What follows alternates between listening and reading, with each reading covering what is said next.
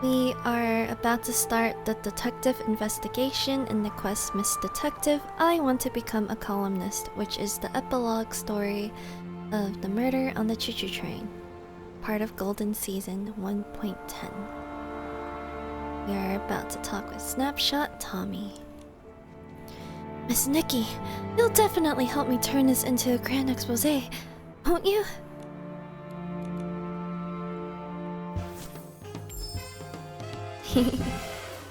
Based on your analysis, how exactly did Leon carry out his plan in the abandoned district? The moment Leon learned that Julie had been killed, he rushed to pay his respects. Surely it was to clear himself of any suspicion. Wait, this doesn't add up.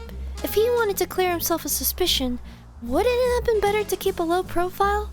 His visit to pay respects must have had another purpose. Although he didn't actually kill Julie, he did plan to take her fabric for himself. He's the lowest of the low! He immediately ordered his subordinates to steal the suitcase and bring it back to Sissia so that he could complete the forbidden outfit. Are we sure it was immediately? Meanwhile, he was already basking in the thrill of victory, rehearsing his performance with grand flair, ready to make the debut of the forbidden outfit. Whether the forbidden outfit was close to being completed or not, he was always completely obsessed with his own art.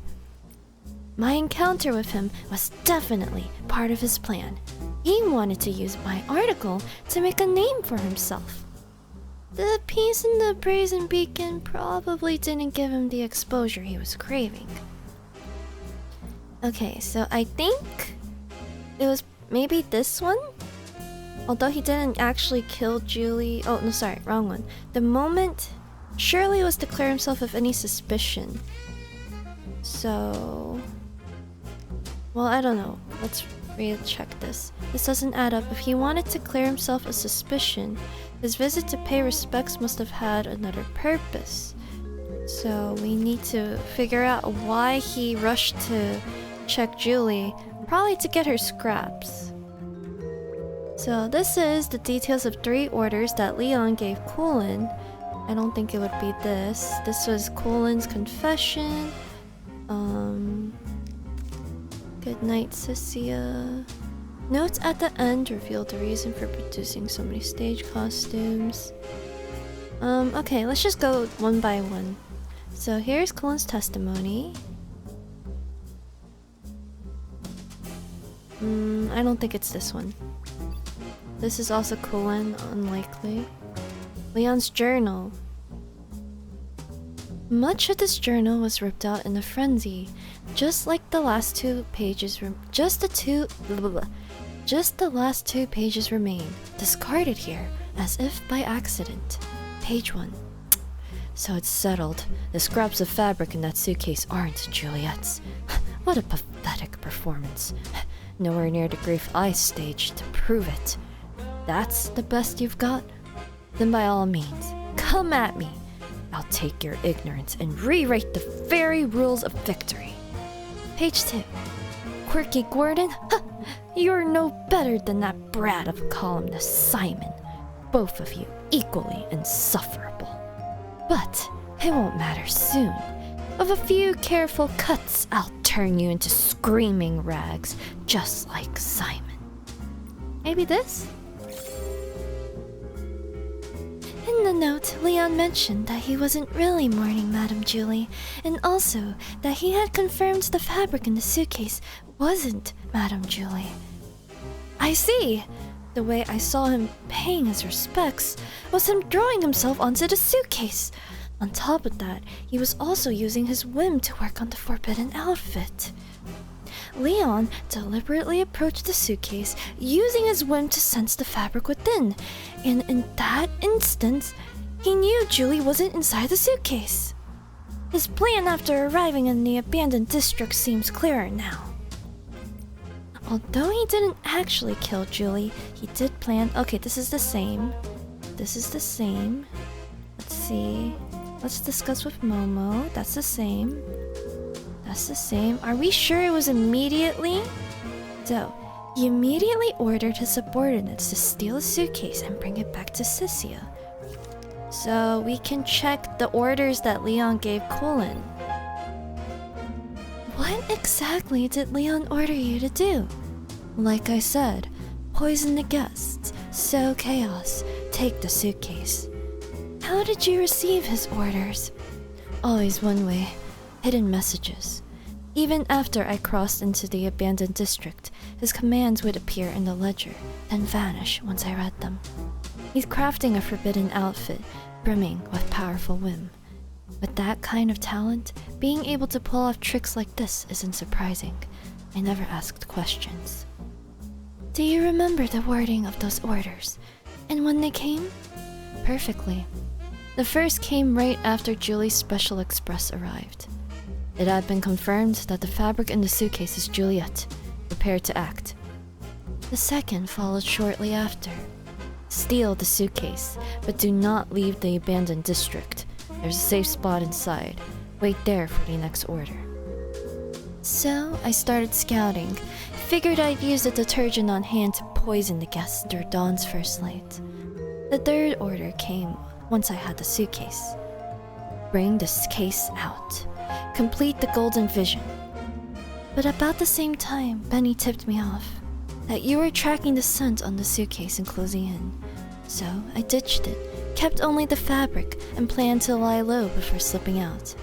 Leon never reached out again after that. So maybe this? But Colin received orders to steal the suitcase and leave it in the abandoned district. Ah, I forgot to get Colin's testimony. So, after seeing the fabric that seemed to be Madame Julie's, Leon immediately used paying his respects as an excuse to approach the suitcase. The forbidden outfit granted him powerful whim, allowing him to clearly discern whether those pieces of fabric were indeed of a PC. So, that means he realized the fabric was fake, yet still ordered Colin to steal the suitcase. And even had her leave it in the abandoned district and... Wait, he really knows how to and even had her leave it in the abandoned district and wait? He really knows how to put on a show! This isn't just for dramatic effect. The third time Colin received a message and was about to leave to the abandoned district with the suitcase, something important happened. Madame Julie was attacked in Prosperville. At that time, most of the PCs, including those from the Volunteer Corps, were busy chasing Colin. I get it now. He tricked Colin into stealing the suitcase to complete his final task, but in reality, he was just using her as bait to draw everyone's attention. Exactly. And the reason he had Colin wait after stealing the suitcase was so he could first locate where Madame Julie was hiding. In other words, he used Colin as bait and had Benny take the blame. Dreadstar's master plan, a one-man show abandoning all accomplices, is absolutely going to be in a groundbreaking article. The thing is, the truth is even more painful for Colin. For the sake of his twisted so-called art, Leon would trample everything in his path and destroy the lives of others. His rotten wish belonged to him alone and his absurd one-man show. Colin, Benny, every victim and every sacrifice, they were all just props on a stage. According to the abandoned district's beliefs, even such a greedy, harmful wish can give birth to a PC. There will never only be good people, nor only good wishes. At least this one won't have another chance. There's no way he could have survived the water spout and crawled back from beneath the stone tree. Perfect! Once this expose is out, it's sure to send shockwaves through Sisia. I won't just be some filler journalist everyone can skip over anymore. But is attention alone enough? Leon longed for attention too. That craving twisted into a rotten wish, which was the seed of his crimes. Something wrong, Tommy? I'm just thinking out loud. Crafting a truly groundbreaking expose definitely calls for careful, repeated consideration. Speaking of which, my informant told me when Yarny will return to the abandoned district. He should be around now. I need to find Yarny for the perfect interview. Fast! Let's go too, Nikki. After being locked up for so long, Yarny must have a lot to say about Dreadstar. And that was the investigation. Thank you.